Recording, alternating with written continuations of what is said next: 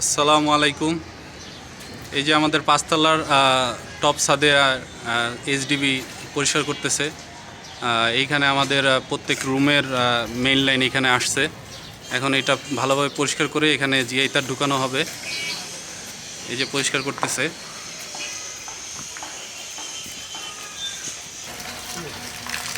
পয়েন্টগুলোতে বালি দেওয়ার কারণে পয়েন্টগুলো জানি পাওয়া যায়, এই কারণে বালি দেওয়া হয়েছিল, কিন্তু বালির কারণে পরিষ্কার করতে সমস্যা হচ্ছে, তাই পানি মেরে আগে লুজ বালিগুলো পরিষ্কার করে নিচ্ছি, এরপরে আর কি পরিষ্কার করব।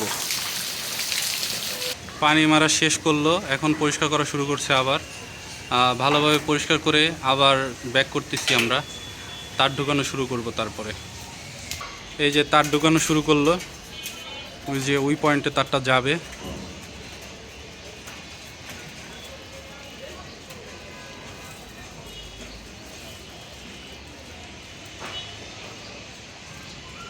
এরকম করে পুরো বিল্ডিংয়ের সব মেইন লাইন, প্রত্যেকটা সুইচ বোর্ডে এসির সব পয়েন্টগুলো এরকম আলাদা আলাদা চলে যাবে এইচডিবি থেকে।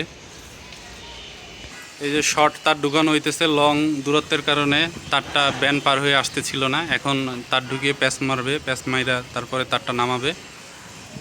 দেখুন কিভাবে তারটা নামায়।